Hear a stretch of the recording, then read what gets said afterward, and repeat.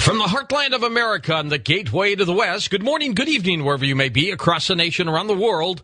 I'm George Norrie, and welcome to Coast AM. Open lines this hour. Next hour, Jonathan Downs joins us, cryptozoology. Live from the United Kingdom we go. Well, now this could be a fascinating story as we get close to 2012, but this could happen also at any time. The global positioning system, relied on for just about everything from navigating cars and airplanes to transferring money between banks, may be threatened by powerful solar flares, according to a panel of scientists. They say that GPS receivers have become widely used in recent years, using satellite signals in navigating airplanes, ships, automobiles, and in using cell phones, mining, surveying, other many commercial uses. The cause for their concern was an unexpected solar radio burst on December 6 that affected virtually every GPS receiver on the lighted half of the Earth. Some receivers had a reduction in accuracy, while others completely lost the ability to determine position.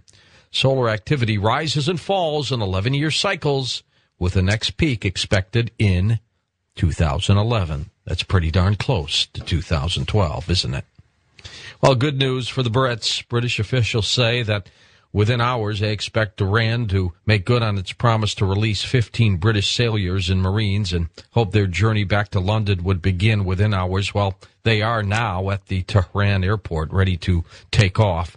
The British Foreign Office confirmed that its ambassador to Iran had visited with the military personnel and reported that they were all in good health. Prime Minister Tony Blair welcomed the announcement by the Iranian President Mahmoud Ahmadinejad that said the 15 troops seized 13 days ago would be freed, and said that he bore no ill will toward the Iranian people. Ahmadinejad's surprise announcement came at a news conference when he was pinning a medal on the chest of the Iranian Coast Guard commander who intercepted the sailors and Marines, and that's when he made his announcement that this was a gift to the British people. Security surrounding the Dalai Lama has been tightened after reports of an attempt by an al-Qaeda-linked terrorist organization to assassinate the exiled Tibetan spiritual leader. A three-tiered security ring has been thrown around the 72-year-old Buddhist head who lives in India in the Himalayan foothills. They're very concerned that they're going to try to get to him. Not only has the highly controversial anthrax vaccine returned as mandatory for members of the U.S. military, but now a medical expert who testified before Congress on the dangers of those shots is warning that under some circumstances, you could be facing government-ordered anthrax vaccinations. Dr. Merrill Nass, a diplomat of the American Board of Internal Medicine, says that there could, if there were another anthrax attack, such as the one that apparently arrived in the offices of 2001 at the U.S. Senate office and other offices, that such an order could be legal and technically possible. And, you know, in Phoenix, that 27-year-old man who has tuberculosis, he's still in a jail cell with a ventilation system that keeps germs from escaping. He's locked up indefinitely, maybe for the rest of his life since last July. He hasn't been charged with a crime. He just has a drug-resistant strain of tuberculosis that is virtually untreatable, and he didn't take the proper precautions to protect the public. So in addition to open lines, I'd like to ask you two questions. Would you take a controversial anthrax shot? Or what are you going to do if they force you to take it? And then what do you think of this fellow who's behind bars? He is a menace to society, I guess. In Trenton, New Jersey, it took nearly 7 hours, the demolition of a bathroom and a sturdy extension ladder, for rescue workers to remove a more than 700-pound woman from her home there. Rescue workers arrived at the woman's home about 5:45 p.m. on Monday in response to reports that she had fallen and injured herself in the second-floor bathroom. They didn't get her out until midnight. The undertaking ended up involving dozens of fine emergency medical responders and firefighters from Trenton, New Jersey, and neighboring cities. Firefighters eventually had to dismantle the toilet and radiator and then saw out part of the bathroom wall and window to create a large enough space to move the woman out. Well, as promised, open lines for you now for this entire hour. Here they are. West of the Rockies, 800-618-8255. East of the Rockies, 800-825-5033. First-time caller line, 818-501-4721. And here's the wild card line number, 818-501-4109. I'm George Norrie, and this is Coast to Coast AM.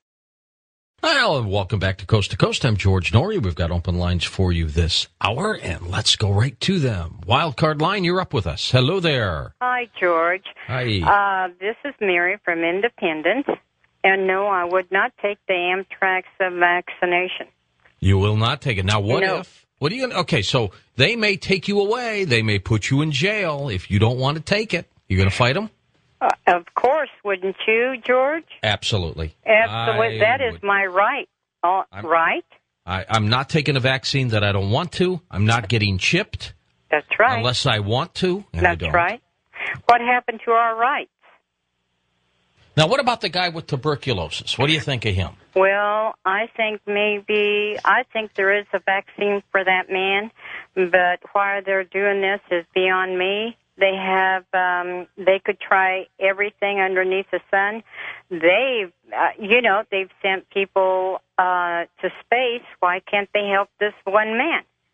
So they've isolated him. They've put him away. He can't. Yeah. He's in prison for. They Do you say think virtually that's right? forever.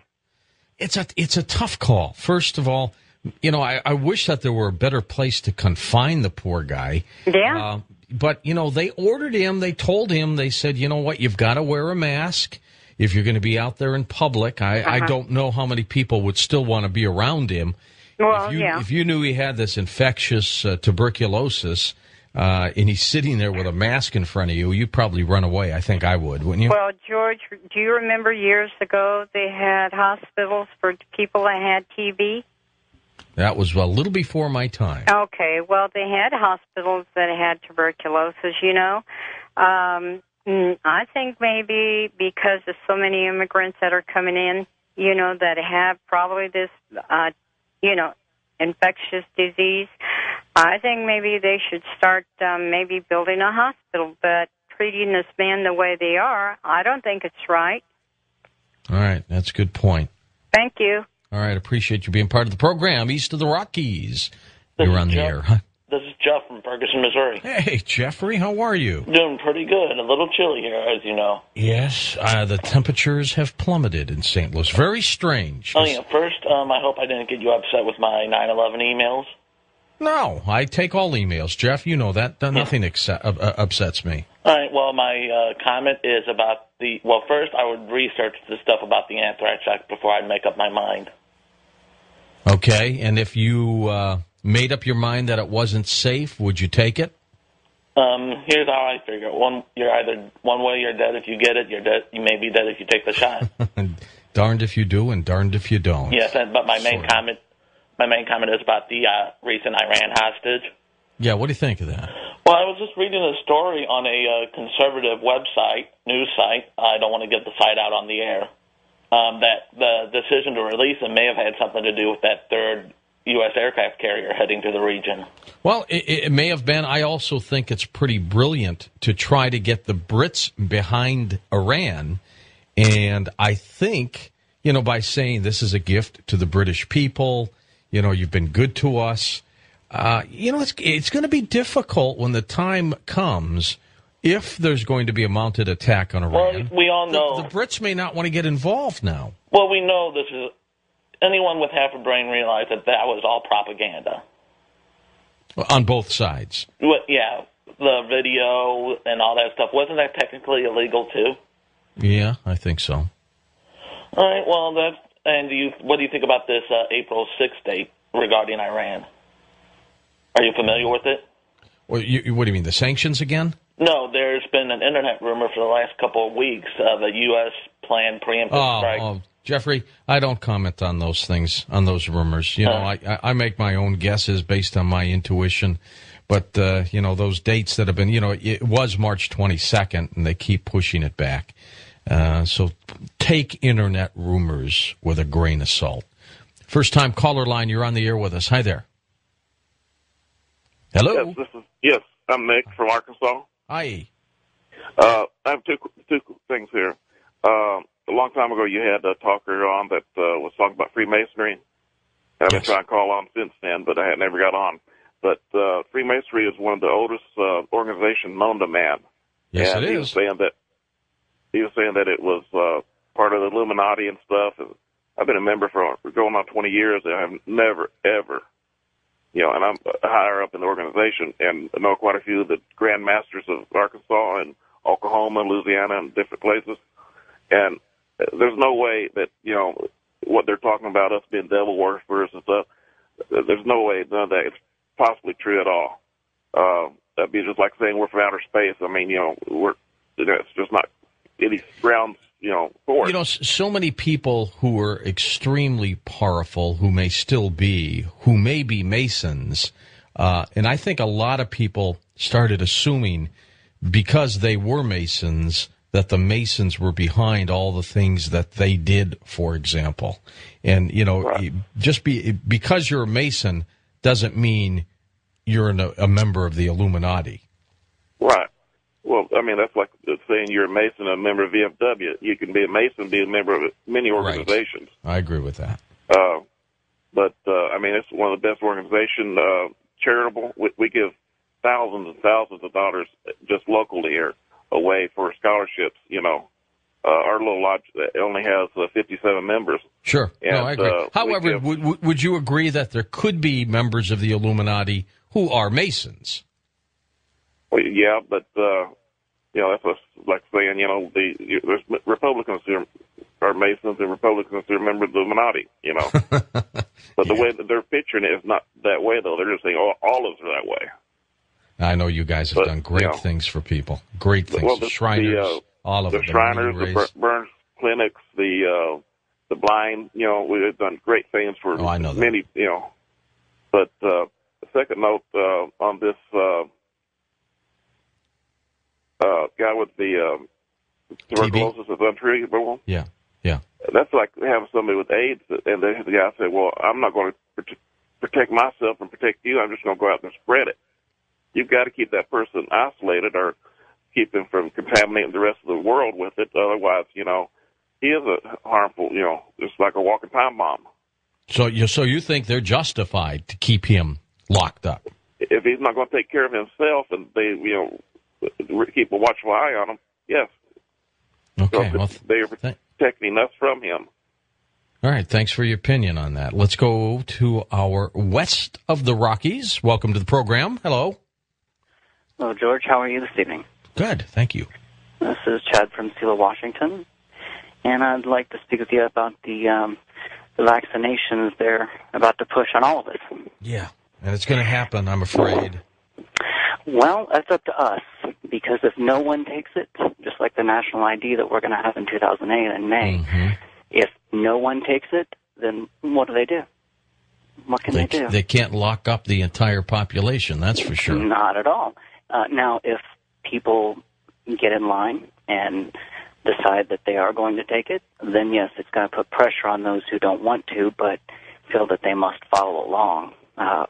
But that's the key. We actually have more power than we realize, and we need to, maybe it's time to take a stand, and this is an excellent issue to do it, because I tell you, my father was DOD Naval Intel, and some of the things that they give you in the military are, they're just experimenting. When they say they're practicing medicine. And it seems that every year they go from one fad disease to another.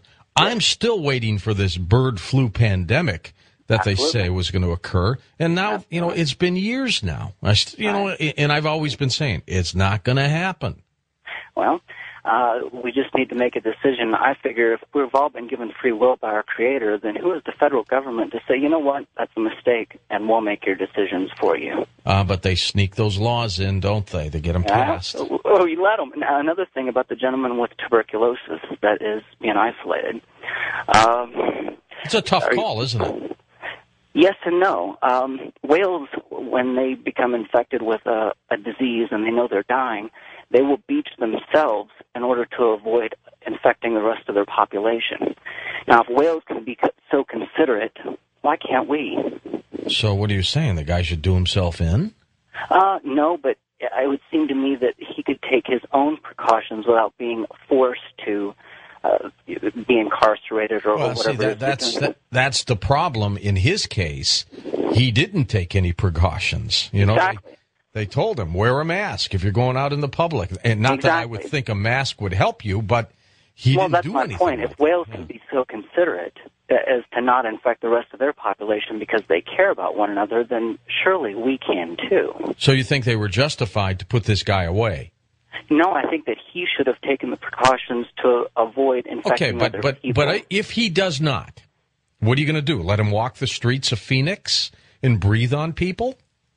Well, I can't say that I agree with that either. No, I can't say that. That's why this is a tough call. I mean, I hate the fact that government can say, you're sick, we're putting you in quarantine, we're putting you away, so no one can ever see you again as long as you have this disease. I hate the fact that they can do that. But the fact that he has not done anything to protect others in that area, that's pretty dangerous too. So, you know, on one hand, I don't like the government forcing. On the other hand, you got to do something about it. It's not a great situation. It's a catch-22. Wildcard line, you're up with us. Hello there. Hi, good evening, George. This is Melissa from Clinton, Michigan. Hi, Melissa. You sound just like my sister Gail. Almost identical. Everybody, that's what my sister Gail sounds like. Go ahead, Melissa. Well, hello, everybody. My first thing is I've been following the Daniels tuberculosis case fairly closely because things like this, when the government tends to overstep its own boundaries, it really makes me uptight, and it worries me because I'm young, and, you know, I've got probably another 40 years, you know, to live, and let's I hope just like so. to, you know, crossing my fingers. But here's the deal. First of all, Daniels, and I have to correct myself. At first I had said before I came on that he was an immigrant. He's not. He, as far as I know, he is American, but he's lived in Russia for 15 years. Mm-hmm. He knew he was sick when he got here to America. He came here after he was diagnosed to, quote-unquote, get better treatment. So to me, this is not only an issue of disease control, but an issue of border security as well as immigration laws. People aren't being tested for tuberculosis. You know, I have a lot of friends who are in massage therapy here in the Metro Detroit area. Everyone has to get tested for tuberculosis because you're working with the public. So it's okay for people to just come in and not be tested for these diseases. Well, and I know here in St. Louis, restaurant workers in the city are compelled to take hepatitis A shots.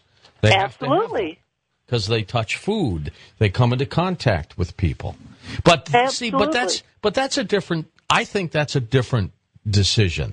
That's a government saying, look, we're trying to protect the public, and if you don't want to work in this business, then you don't have to take the shot. But if you're going to work in this business, handle food, come in contact with people, then you need to get the shot.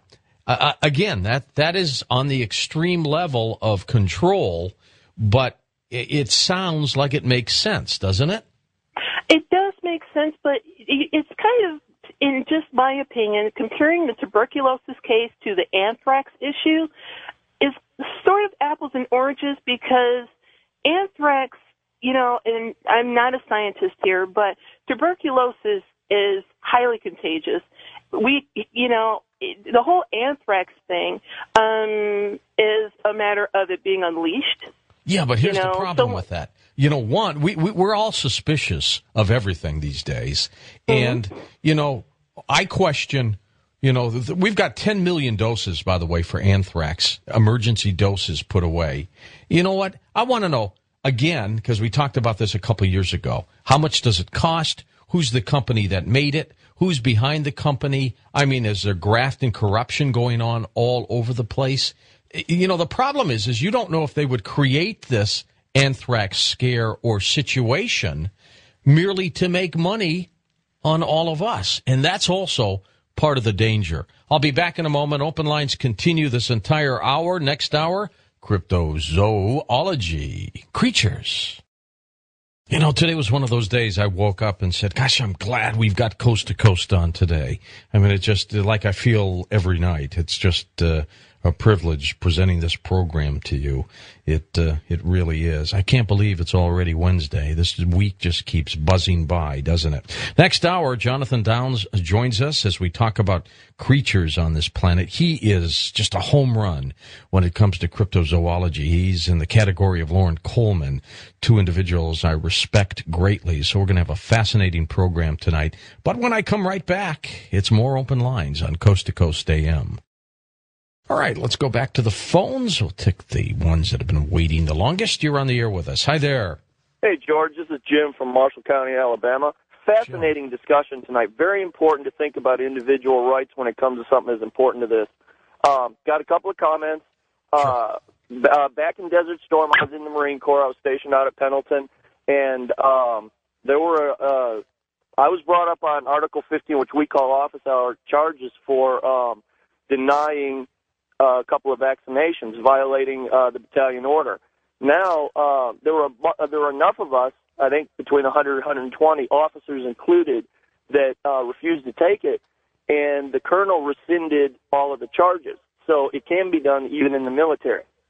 Especially, you know how the Marine Corps is about that. We don't question battalion orders. Comment number 2, with regard to this fellow that's being incarcerated, I'm a law and order guy. I have a family. I'm concerned with, the health of American citizens. And I really think this guy needs to be quarantined. But the problem that I have is I don't like him being held by the criminal justice system without having been brought up on any legal charges. Now, the comparison that I use is a few years ago we had a very serious medical problem with HIV. And can you imagine the uproar that it would have caused incarcerating people just because they were potentially HIV people because of their sexual orientation? Wouldn't have flown at all.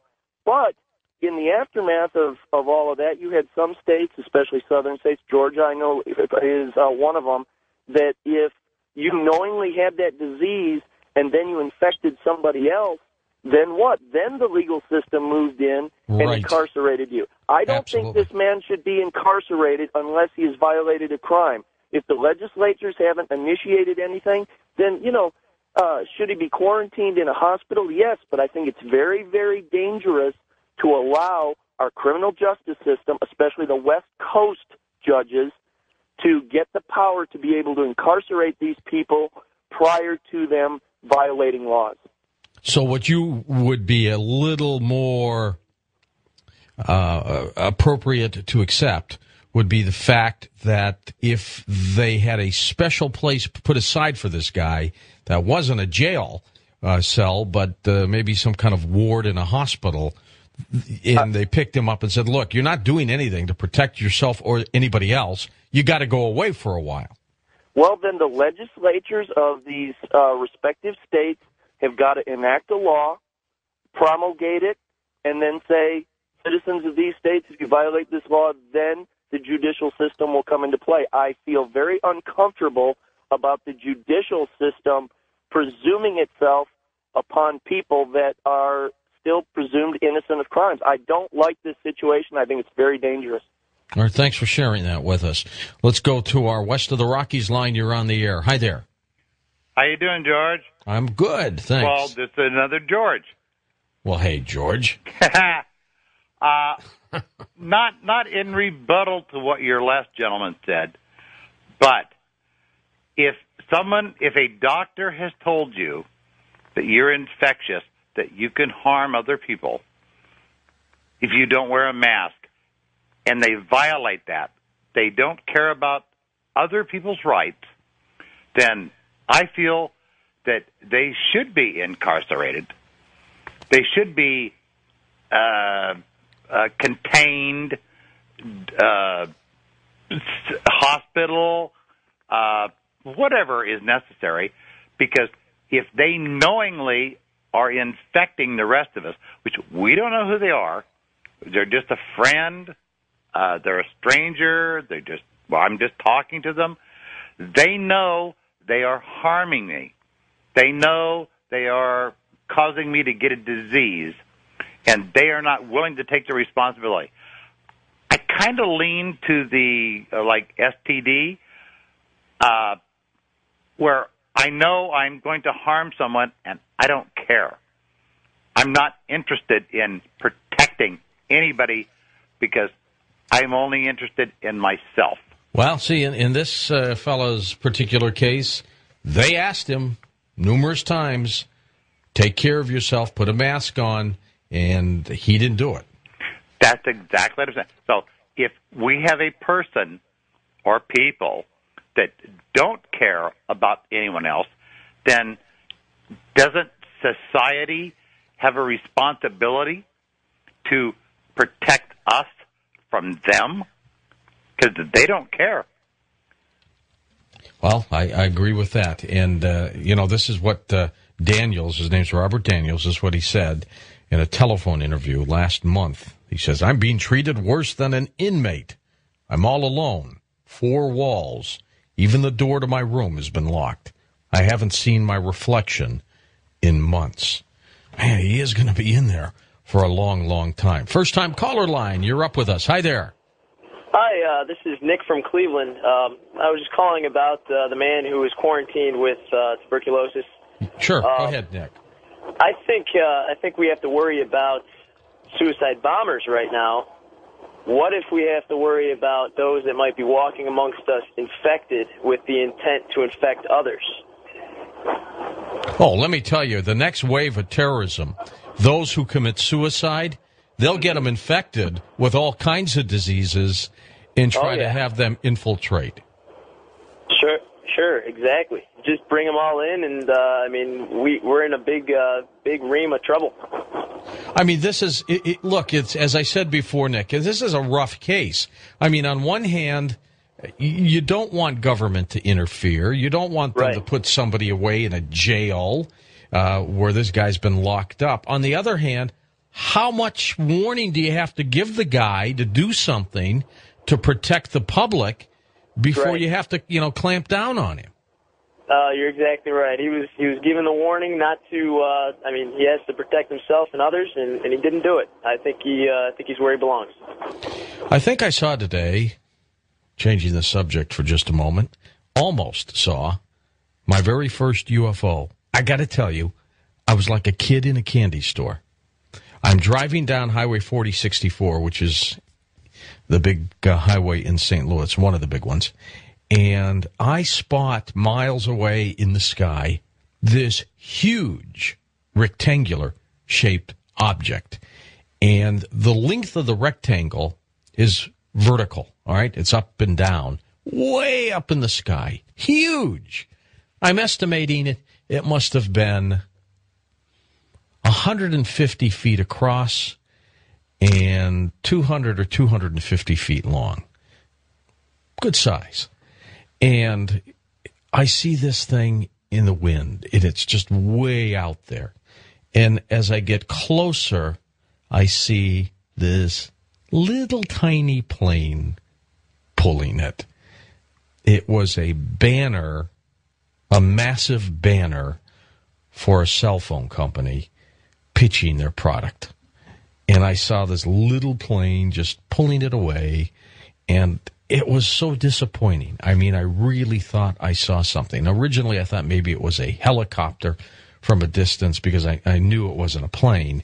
And then I saw the size of the rectangle, and I said, my God, this is something. And then the closer I could get, I saw the little plane pulling it, and then I got really close to it, and, you could just see it trailing off. That was disappointing. I wonder, though, how many UFO cases are based on things like that just are real, natural occurrences. Wild Card Line, you're on the air with us. Hello? Hello? Hello? Hi, go ahead, please. I've never met anybody that have this, but I have a marking of a pentagram on my left hand, and I don't know. I've tried to get my palm read by a friend there, and how'd you get that? Were you born with it?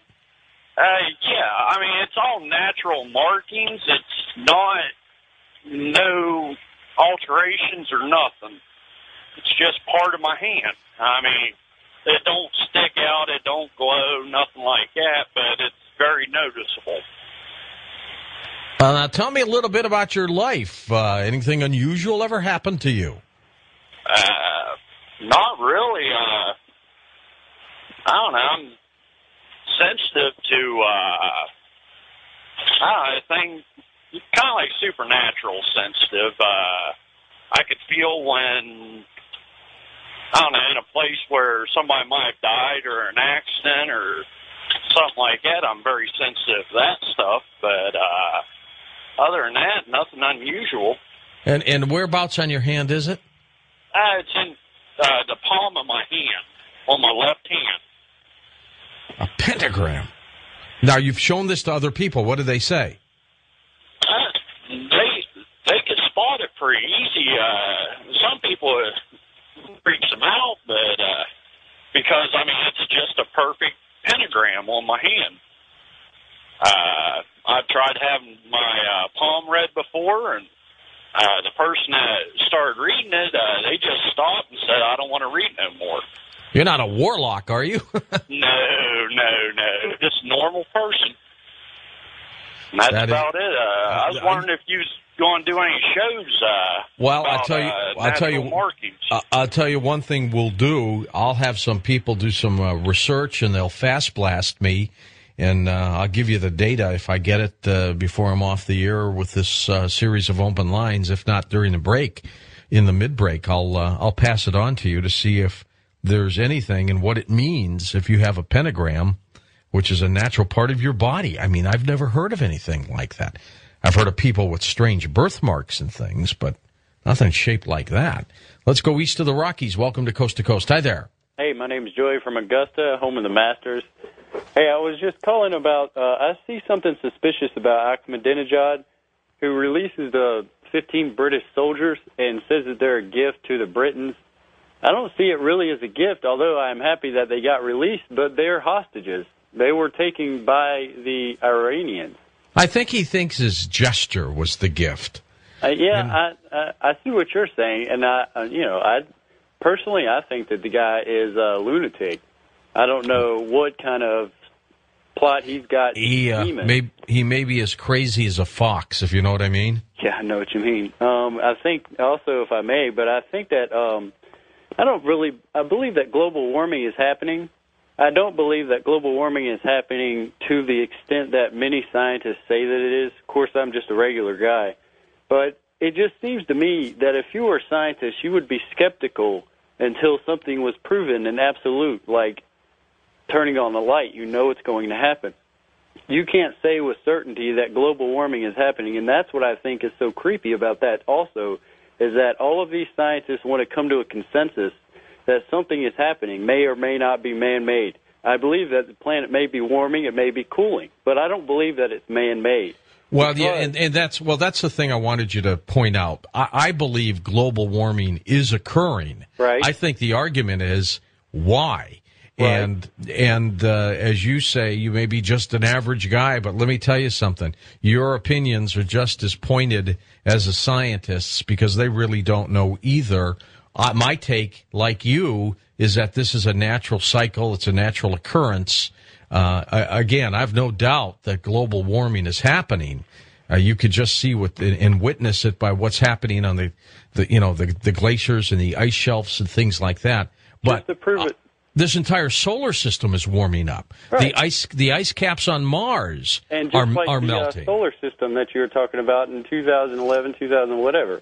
But 2012. I think also that if you were to try to estimate the man-made effect on global warming, first of all, you would have to be able to decrease or to take away the natural phenomenon that is global warming. You would have to take away all of the natural effects that happen and then estimate the man-made effort caused by global warming. And there's no scientist that can take the natural effects of CO2 greenhouse gases.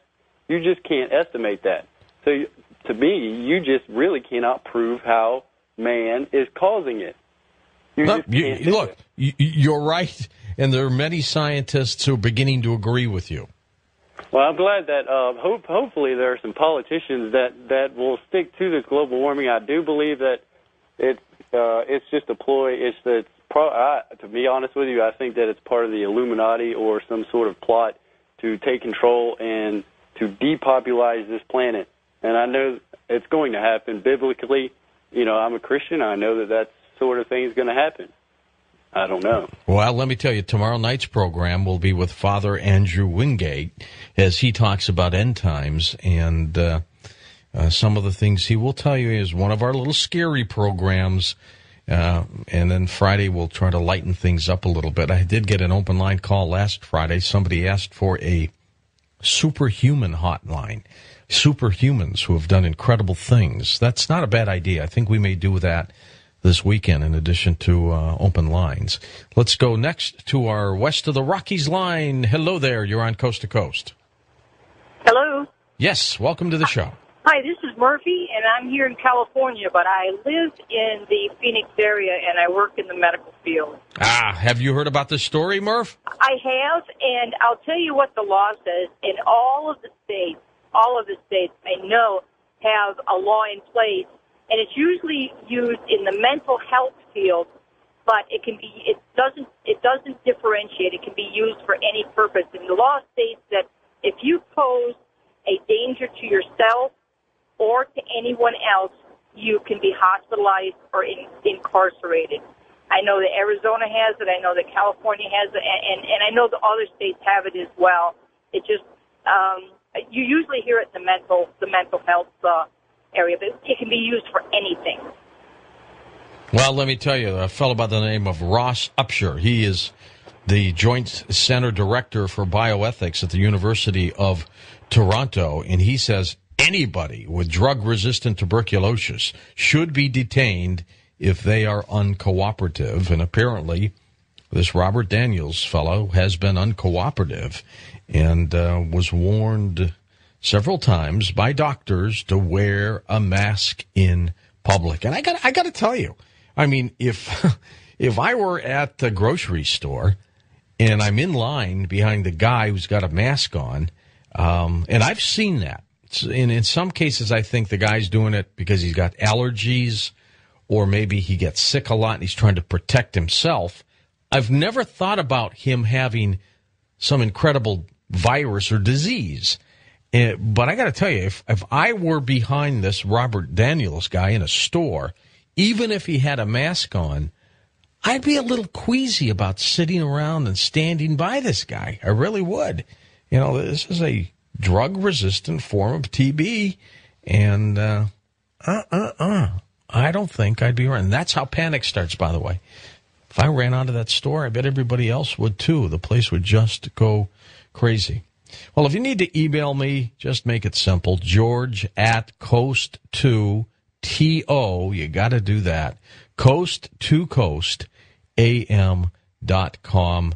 Send me your emails. I look at them all. I respond to a few. And again, if you're interested in our book, Worker in the Light, which you can get on Amazon.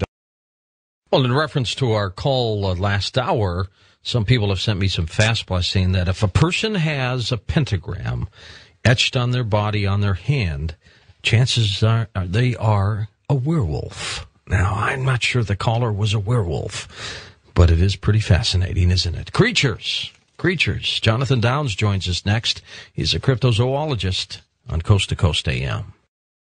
Jonathan Downs spent much of his childhood in Hong Kong, surrounded by age-old Chinese superstitions and a dazzling, diverse range of exotic wildlife, he soon came infected with the twin passions for exotic zoology and the paranormal. He began writing professionally in the late 80s and has written 17-plus books now. In 1992, he founded the Center for Fortean Zoology in the aim of coordinating research into mystery animals, bizarre and strange animal behavior, and his own particular love of zooform phenomena, paranormal entities, which apparently only appear to be animals. He has searched for lake monsters at Loch Ness, pursued sea serpents in Birdman and Cornwall, chased big cats across West Country moorland, and in 1998 went to Latin America in search of the grotesque Chupacabra. He's our guest tonight on Coast to Coast. Jonathan, welcome back.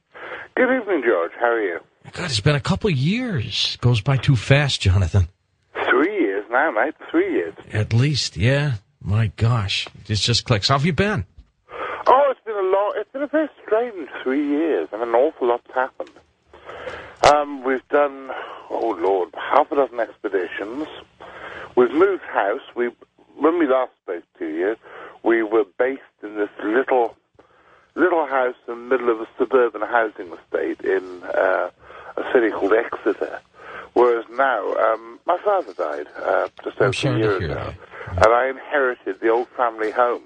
So I've now got this so the Centre for Fortean Zoology is now in this lovely old big house out in the country, and most of the house is over 200 years old. Some of it's 100 or 200 years older than that, and it's haunted. And we've got big stone floors and big oak beams. It's a very strange place.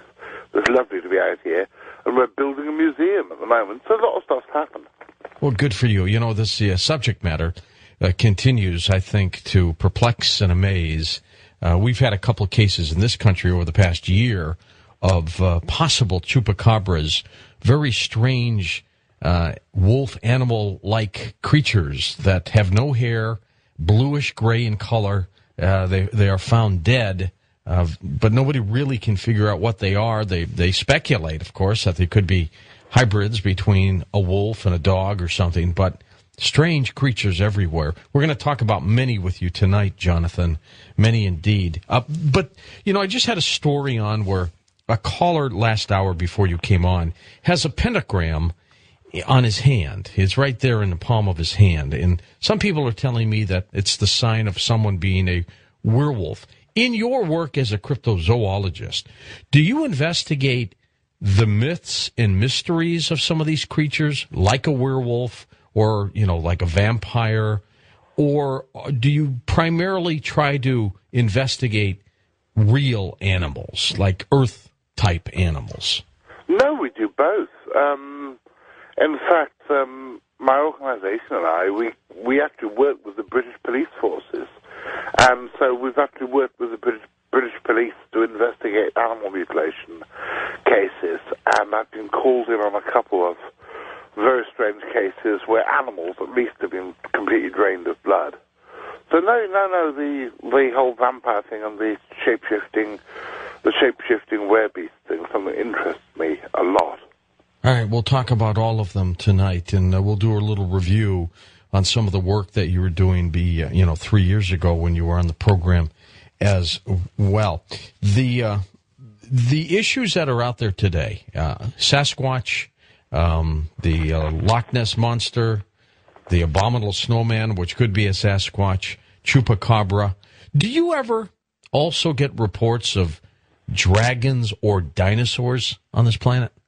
Dragons, yeah. I mean, the thing is with dinosaurs is a lot of people love to believe that there are still dinosaurs on the planet. But I'm afraid, apart from birds, we all know that birds are actually the descendants of dinosaurs. But apart from birds, all the other dinosaurs died out 65 million years ago. Almost certainly it was a result of a meteor hitting the Earth. But there are reports of dragon-like creatures from all over the world to the very day. And last summer, for example, a team from the Centre for Fortean Zoology went to the West African country of the Gambia, looking into modern-day sightings of a creature which the locals call Ninkilanka, which is supposed to be a giant snake with a crest on its head that has magical powers. How big? Well, some of the locals talk about it being anything up to 60 or 70 feet long. Oh, my gosh. But then again, you've got to remember as well, they've imbued it with an amazing sort of magical powers that it can kill by just looking at you. However, sometimes under special circumstances, they'll come out of the river and do magic for you and stuff. But if you scratch away the surface from the legends, I think there's a very real body of evidence that in recent historic times there was a damn great big snake, maybe 20, 30 foot rather than 50 or 60 foot, that lived in that part of Africa. And the stories now seem to be coming from further up the Gambia River, so there might well still be such a creature in places like Guinea or Mali, in the less explored parts of West Africa, more inland, though it's probably now extinct in the Gambia. Jonathan, what size animal could this dragon-like serpent or snake swallow if it's 60 or 70 feet long? God knows. To be quite honest, that's a question I can't answer, because as you know, some of the biggest animals on this planet eat some of the smallest food. Yeah? And the largest mammal that has ever existed on this planet is the blue whale. And the blue whale can be over 100 feet long. I think the biggest one ever found was 109 feet long. And it eats little squid-like creatures called krill, which are only a couple of inches long. So I don't know. I would assume that an animal, but I would assume if it is like all the other snakes on the planet, it would probably come to something the size of small to medium-sized deer or antelope, small to medium-sized wild boar, people. Do you get reports of creatures like Mothman, reports that we have here in the United States out there? Yes, I mean, Mothman is it's a bit like dragons. Every country on Earth, every human population on Earth, from the Inuit Eskimos right down to the native Australians, they all have stories of dragons, and they all have stories of Mothman as well. So whereas in North America you've got Mothman, in Britain you've got Owlman, which I've actually written a book about. We can talk about that later if you like.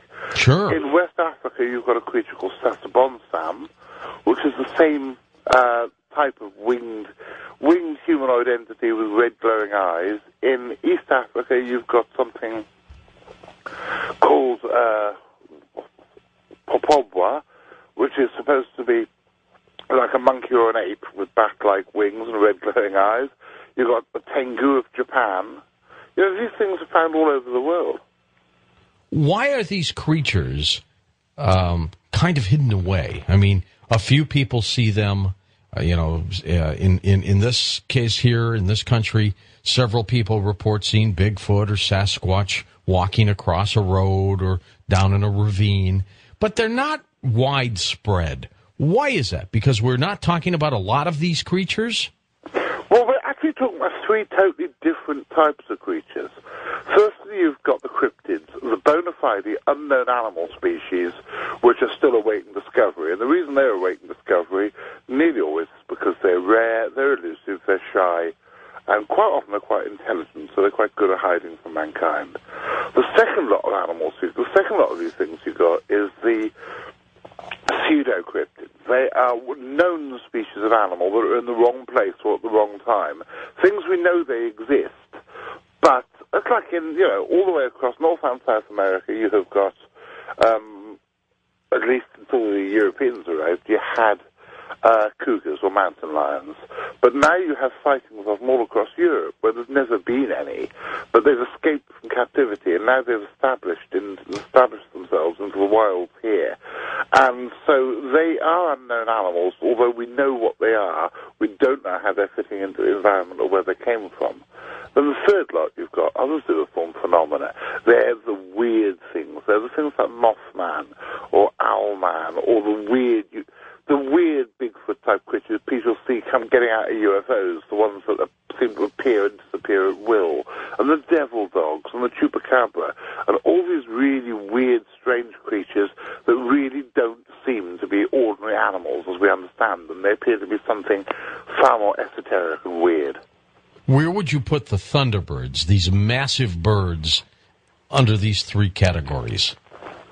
George, it's one of the things that makes you such a good radio interviewer is that you have a habit of asking very difficult questions. Now, the thunderbirds are like so many of these creatures. They seem to fit into more than one of the categories. It's like Bigfoot in many ways. Bigfoot, you get some reports of Bigfoot which appear to just be a flesh and blood creature, and used to be some giant ape. But then again, you get other ones, like I said just now, they have reports of getting in and out of UFOs or appearing and disappearing at will. They seem to be much more sort of apparition-like. And it's the same with the thunderbirds. Some of the thunderbird reports, especially the ones from Illinois and Indiana, do appear to be giant birds. But some of the ones which are from the southern states, particularly southern Texas, do seem to be much weirder. They're the ones that seem to have some sort of paranormal... Yes. Paranormal powers, some sort of weird... They seem to just have this weird, quite unsettling side to them. And we've actually just published a book about thunderbirds. This is somebody you ought to have on your show sometimes. A guy called Ken Gerard, who's a researcher from Texas. He's just done a book for us called Big Bird. And he's fantastic. He's spent quite a lot of the last few years traveling around the southern Texas border areas, talking to the people who were involved in the big Big Bird flap of 1976, 77. And he's somebody I think you ought to think about having on sometimes, a damn good researcher. Absolutely. Absolutely. We will do that again. And he's in Texas, you say? He's in Texas. I can email you contact details. It's a good bloke. There's also another guy I know. I think he's in Illinois, because just after and this is actually all your fault, in fact. I was on your show 3 years ago. Right. Well, I made friends after your show with a girl called Jessica. Hi, Jessica, if you're listening. I'm sure she is. She was listening to your show last time I was on, and she invited me to go over and visit her in Marshall, Illinois. And I went over there, and while I was there, I had a long telephone conversation with an author from Illinois called Scott Maruna. And he's been researching the Big Bird reports from Illinois that appear to be real flesh and blood animals. And he's got some incredibly interesting data. So he's somebody else I recommend to you. He's a good bloke. I've never actually met him, but he's a really, really interesting chap. Okay, definitely. Get us the information, the contact information, and we'll jump right on it. I recommend Scott as well, because he wrote a book about the Mad Gasser of Mattoon, which you may have heard of. That's quite an interesting story. And he wrote the sort of definitive book on that. Nice guy. You have just covered some incredible things in your life. Of all your investigations, and we're going to talk about many of them tonight, Jonathan, is there one investigation that stands out from the others? One investigation that keeps you baffled and perplexed? My favorite investigation of all time is Puerto Rico. As you actually said in your incredibly generous introduction, I did an expedition to Puerto Rico looking for the Chupacabra in 1998. But I actually went back in July 2004, and I'm planning to go back again next year. And the story of the Chupacabra, it's an incredibly complex one. And I've uncovered something which I think might explain some of this. Oh, really? Oh, yes. Can we share some of that? Yes, of course you can. I think some people are going to be disappointed, but other people, I think, are going to be incredibly intrigued. Well, some people are disappointed because I guess most of us like to clutch on to the weird. We always want to hope that there's something so much strange and bizarre about something, and then it might be right under our nose, and I guess we get frustrated with that. Well, actually, I'm hoping, because we're talking to a huge audience tonight, and the thing is, usually, because I'm based in England, England is a relatively small country, but the United States is such an enormous country.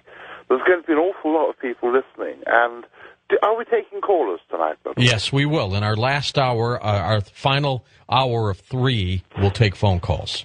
Well, if there's anybody listening out there who's in Puerto Rico or who has lived any length of time in Puerto Rico, I'd be really interested in your comments on this. And we do reach Puerto Rico, so we will see if anybody from there calls you with this. Well, hello, Canalvanus. If there's any of you there, especially if any of you are farmers on the big grass fields just above the city, have a listen to this, because I'd be really interested for you to call in later. What is it about the Chupacabra that got you fascinated and interested? Because it doesn't make sense. On the face of it, the story makes no sense at all. Because I'm a scientist, and although I do believe in the paranormal, I believe in the paranormal grudgingly, and I do my best to explain everything within accepted scientific frames of reference as well as I can before I finally say, nah, we've gone off into X-Files territory. And at least on the face of it, the Chupacabra doesn't make sense. But the thing which I've discovered over the years is that the Chupacabra is not one thing, not just one single thing. And that's something you can say about an awful lot of unknown animals. For example, 100 years ago, sailors and fishermen across the world believed in an animal called the great sea serpent. Mm-hmm. And it wasn't until the mid-1950s that a Belgian professor called Dr. Bernard Heuvelmans, God rest his soul, he died a few years ago, and I had the honor to know him as a remarkable man. He wrote a book called In the Wake of the Sea Serpents, in which he claimed that there wasn't one creature called the sea serpent. There were at least 8 different unknown large creatures in the sea that sailors and fishermen and submarine crews saw very, very briefly, and they all assumed it was one creature, but it wasn't. It was actually 8 different creatures. And that's something I'm discovering with the Chupacabra. It's not just one phenomenon. It's a collection of actually completely disparate phenomena. And, of course, Chupacabra means what, bloodsucker? Goatsucker. Goatsucker, yeah. Now, this is something that's interesting as well. That if you read quite a lot of newspaper articles written about the subject, it's claiming that the Chupacabra, the name the goatsucker, is a very, very old one. But from what I can gather, the name Chupacabra was coined by a friend of mine, a guy called Ishmael Aguayo, who's the head of the civil defense teams in Canalvanas. It was coined in about 1993 or 1994 by him and a mate of his to try to give a name to whatever it was that was attacking the goats and the domestic livestock on Puerto Rico. So it is a very new phenomenon. And an awful lot of different things have been reported, which all seem to have got lumped together, if you follow me. All right. And I've discovered at least one of them seems to be a very, very exciting new species of animal. Okay, let's talk about that when we come back, Jonathan. Jonathan's websites, he's got several of them, all linked up now at coasttocoastam.com. Later on, too, we'll talk about one of his books called Owlman. That's fascinating, too. So stick with us. I'm George Norrie, and this is Coast to Coast AM. Well, take advantage and get the After Dark newsletter and also get the 2 old shows, Art Bell Interviews with the late Father Malachi Martin, as our gift when you subscribe and renew also your After Dark newsletter. Just call 1-888-727-5505 or go online at coasttocoastam.com. And welcome back with Jonathan Downs, our guest. Jonathan, back to the Chupacabra.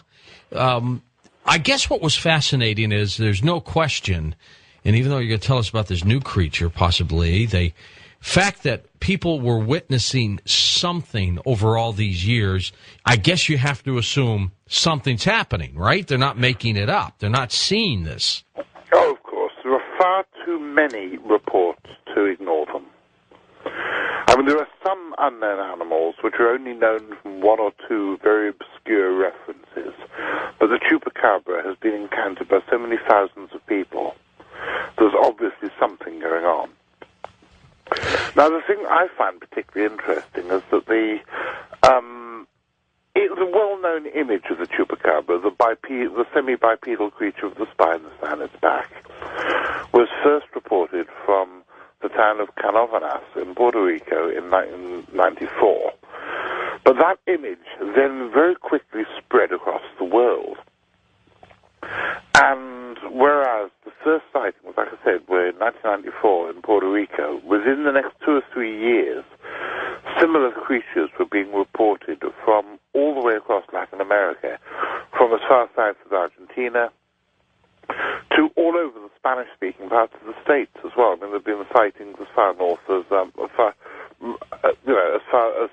far north as northern Arizona and northern Texas. And to me, it was obvious that one flesh and blood creature couldn't sort of come out of nowhere and spread all across such a large geographic area. So I started off my researches actually in Puerto Rico itself back in 1998, and I interviewed a lot of different people who'd either seen this creature or who'd had attacks on domestic livestock. But it wasn't until I went back 3 years ago that the whole thing began to start making sense. Now, I was in Canovanas, and on my first trip, I'd made friends with Ishmael Aguayo, who I was telling you about, who is a fantastic researcher, a wonderful guy. And when I went back last time, I met up with him again.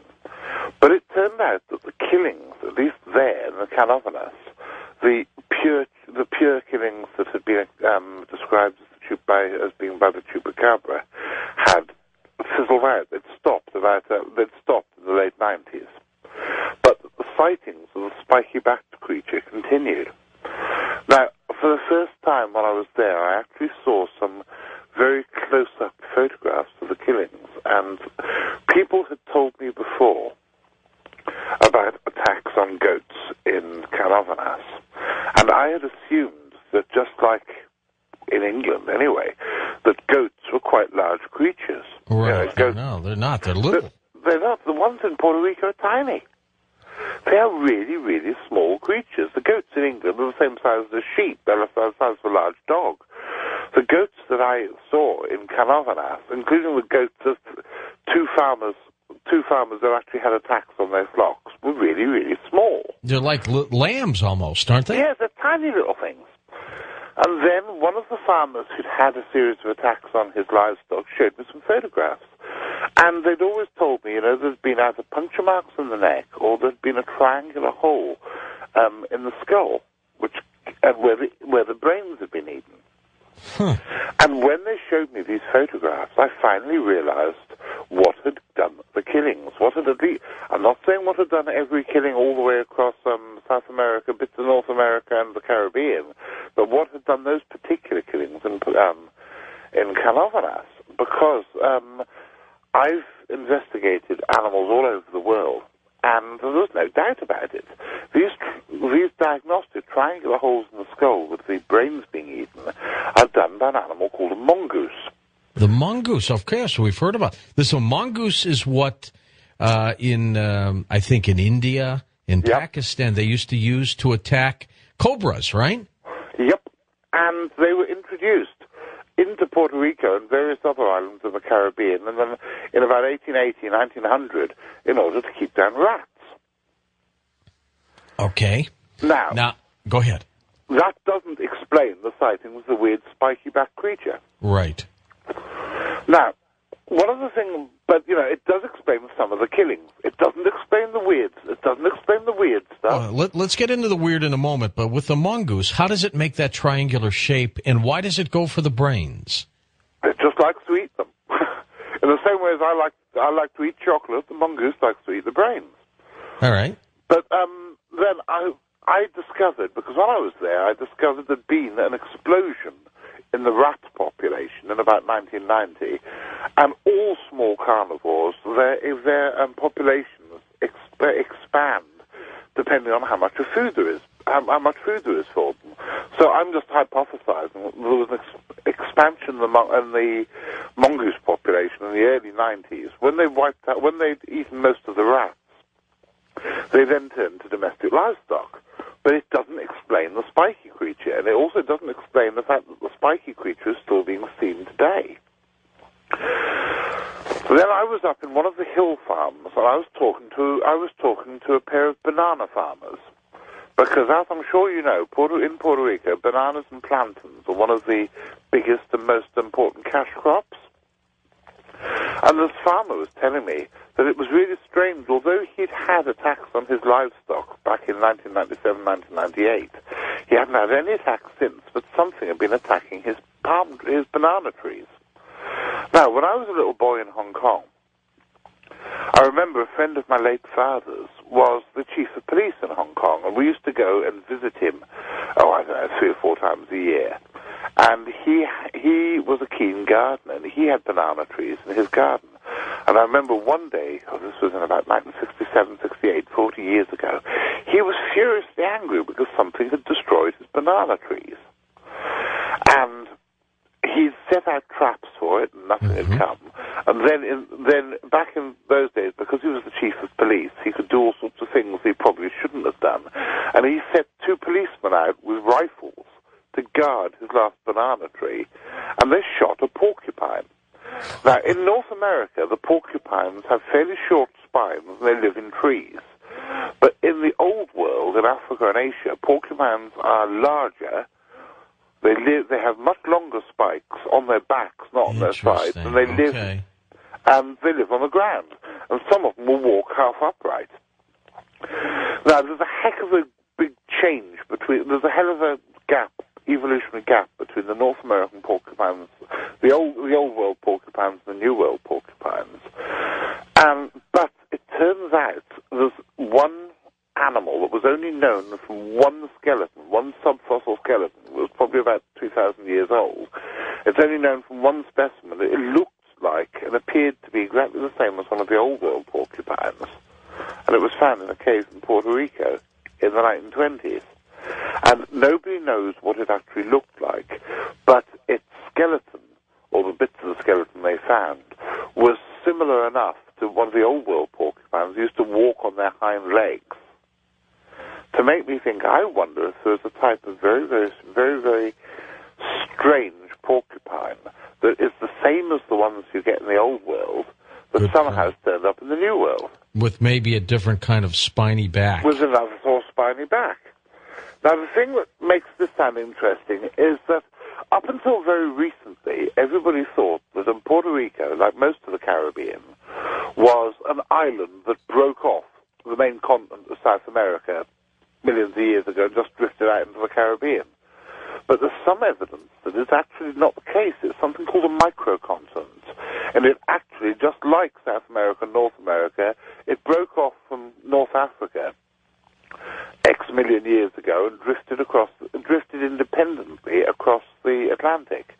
So I'm just wondering if there's any possibility that it's a relation to some of the porcupines you still find in West Africa now. That's a good observation. Creature, no doubt, but a strange one that just probably hasn't been identified yet. Well, but also the thing that is interesting to me is the word Chupacabra, which was first coined by my mate Ishmael in a bar in Puerto Rico 12 years ago. The name's now spread all the way across the Spanish-speaking New World and is now a catch-all term for all sorts of strange animals and paranormal creatures. And it's become sort of like a bogeyman. It's become a catch-all term for all sorts of strange phenomena. So the whole thing is, to me, even more exciting than just one single paranormal phenomenon, because it's a whole group of different things, of widely different answers. Let's move over to Sumatra, where you have checked into the search of some kind of huge upright walking ape. Yes, the team from the Centre for Fortean Zoology has done two separate trips there. We did one in 2003, which I believe my colleague Richard Freeman talked about on your show last time. Yes. But then, last time we spoke to you, it was March 2004, and in May or June, I can't remember now, June 2004, we went back again. And this is one of the things that is particularly interesting. This is something I'm very proud of, is that our team made contact with a nomadic tribe called the Kubu people. That's Kubu. And these people are so obscure, very little's known about them. They were completely nomadic up until about 30 years ago. They didn't eat, and it's only now that the Indonesian government has built villages that they spend some of the time in, but they still spend most of their time wandering through the jungle. They're so primitive. They haven't got the wheel. They didn't even invent the bow and arrow. They had to actually be given the bow and arrow by other neighboring tribes. And these people have a lot of stories to tell about the Chupacabra. And my team met up with them and spent some time with them. It is amazing what's out there, Jonathan. It truly is. This, I want to talk with you about Loch Ness and other lake monsters as well, and we'll get into the Owl Man, of course. But in this country, let's spend a little time here to talk about Bigfoot or Sasquatch. Is it the same creature as the Yetis would call the abominable snowman? Possibly. Now, this is something that, again, Bigfoot's, again, become a catch-all term for what I think are two separate animals. Now, again, I've done a little bit of research into Bigfoot. Back in the end of 2003, just before I was on your show last time, I spent some time with a guy called Chester Moore Jr. Now, he's another guy you ought to have on your show. He's a fantastic guy. He's a researcher in Texas, who's done a lot of work into Bigfoot-type reports in swamps of Orange County in Texas. And I've been out in those swamps with him, and they are the most impenetrable places that I have ever been. And they are more impenetrable than the tropical rainforests. Now, I'm English, and all I knew about Texas was watching old cowboy films. I'd never been there. And I thought Texas was going to be a big, flat area of land with the occasional buffalo and the occasional oil well.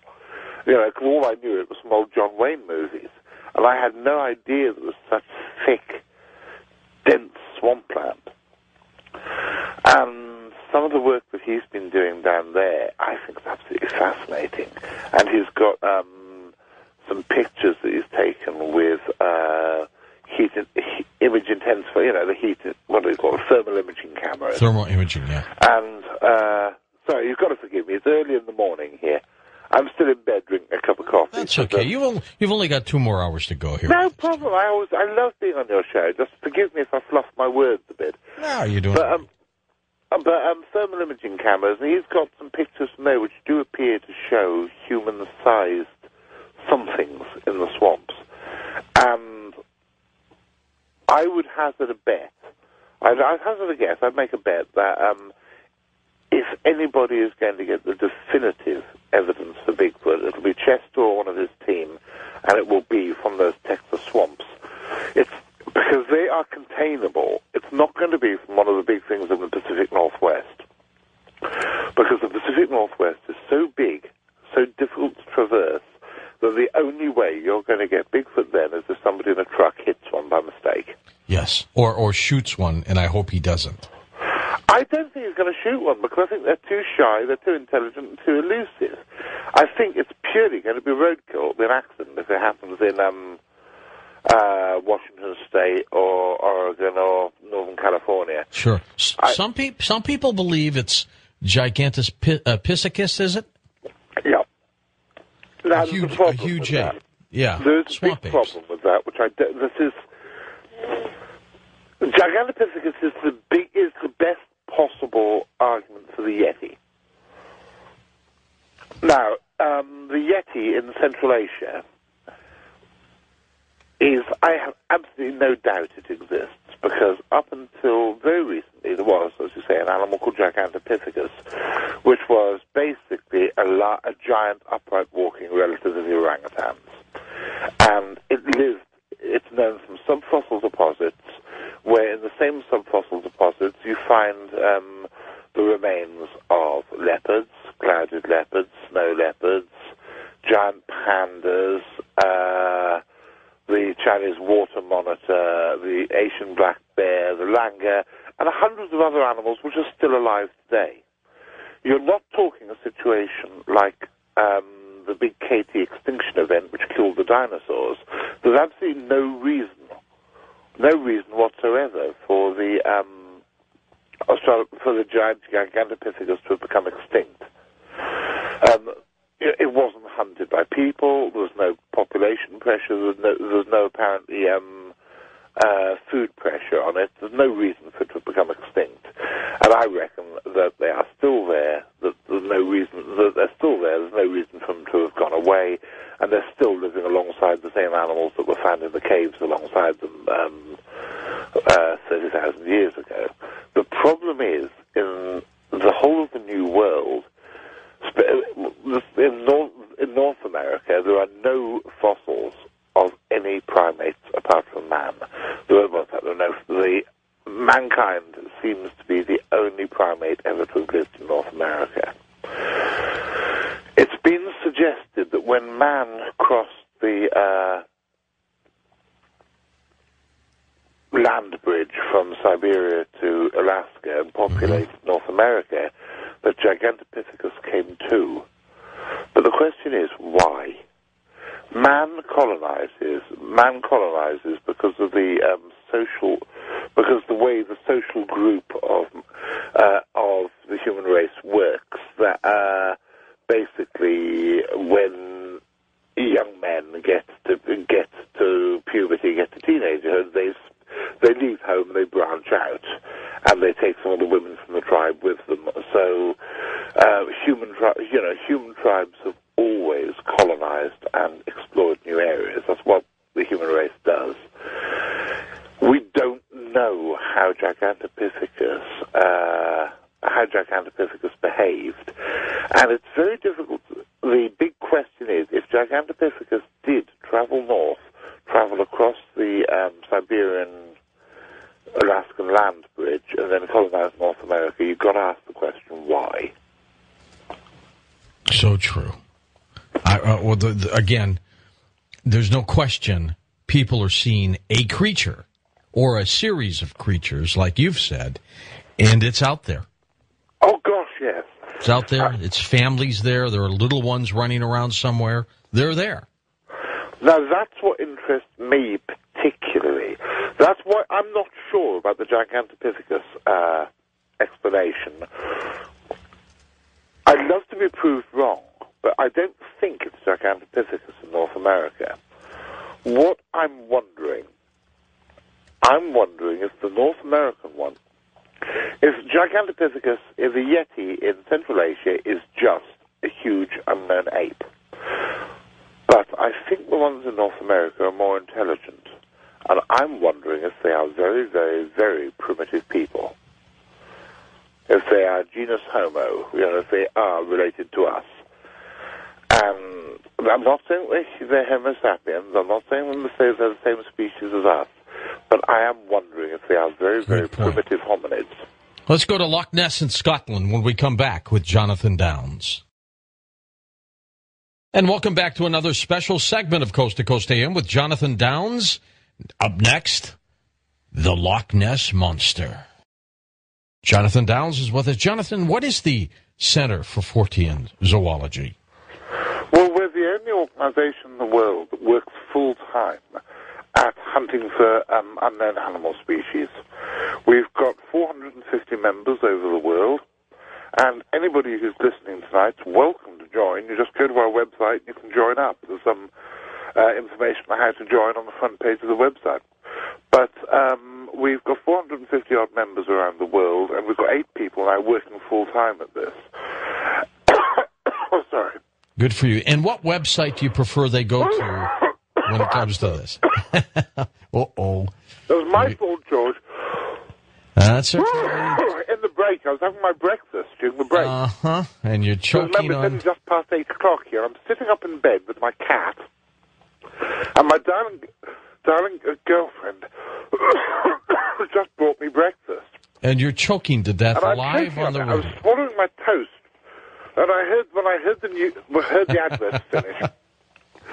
I'm so very sorry. Now I'm talking to millions of you across America. Will you hold on a second? I'm just going to have a quick swig of water. Get a little swig of water there. Hold on. Be back in a second. Okay, Jonathan. Look, I got to tell you, this is one of the reasons why I have never eaten when I'm ready to do a show. I mean, I have like a 3-hour before a program. I've never choked in front of millions of people. Jonathan, let me tell you something. Years ago when I was doing my local show in St. Louis, Missouri, somebody brought us, and I love cashews. I love them. And somebody brought us some cashews. They happened to have been salted.